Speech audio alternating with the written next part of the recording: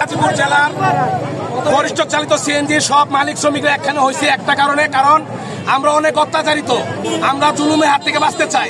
কারণ এই গাজীপুর জেলায় হালিমুল্লাহ নুর ইসলাম নামের নেতার লোক ক্যাডার বাহিনী আইসা আমাকে 100 টাকা করে চাঁদা দাবি করে, না দিলে আমাকে হত্যার হুমকি দেয়, মারতে চায়, আমাকে গাড়ি চালাবার দেয় না, বলে যে বাসার দিকে আগে 100 টাকা আইনা দিয়া পরে গাড়ি ভরে যাওয়ার লাগবো, নইলে বলে আমরা গাড়ি চালাতে পারবো না।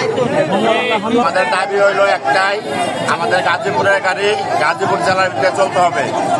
আর দ্বিতীয়ত এই চাঁদাবাজি কোনো জায়গায় চলবে না। আর হইল গিয়ে কোনো মামলা পুলিশে দিতে পারবে না। আমাদের গাড়ি এক একটা মামলা ডাবল হয়ে যাইতেছে, এই ডাবল কোনো মামলা চলবে না। কাগজপাতি পারমিট থাকার শর্ত আমাদের গাড়ি গাজীপুরের ভিতরে মামলা হইতেছে অ্যাভেলেবেল।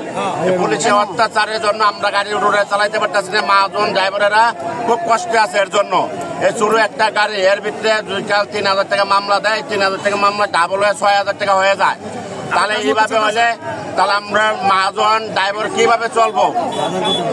এই ঈদে জামা জুতো অ্যাক্সেসরিজের ডিসকাউন্ট। আমরা সিএনজি মালিক শ্রমিকরা ঐক্যবদ্ধভাবে গাড়ি চালাইতে পারি না। হালিম মোল্লার লোক এবং কিছু নুর ইসলামের লোক পোলাপান আসে আমাদেরকে মারধর করে, যদি চাই 100 করে টাকা, 100 করে টাকা না দিলে আমাদের মারধর করে এবং এই হুমকি দেয় যে আমাদেরকে মাইরে হাত ভাঙ্গা বাড়িতে পাঠাই দিব। আমাদের কাউকে গাড়ি চালাইতে দেয় না। আওয়ামী লীগের সময় আগে চাঁদা খাইতো আপনার সুলতান সরকারের লোক, কত করে চাঁদা দিতেন? 100 টাকা করে চাঁদা খাইতো। আর এখন বর্তমানে আপনার বিএনপির পোলাপান নাকি হালিম সরকারের পোলাপান ওরা চাঁদা নেয়, 50 টাকা করে, 100 টাকা করে চায়, না দিলে মারধর করে। হাইওয়ে গাড়ি চলতে দেয় না, আমগো আপনার গাজীপুরের গাজীপুর চলতে দেয় না, মামলা দেয় 2500, 3,000, 6,000 টাকা করে মামলা দেওয়া দেয়। আমরা কি করবো? 5,000 টাকা কে দেবে? আসে কেউ দিতে? আমরা কি অপরাধ করছি? কেন অপরাধ করছি?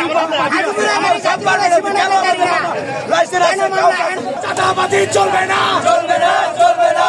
সন্ত্রাসীর কালো হাত ভেঙে দাও, দুনিয়ার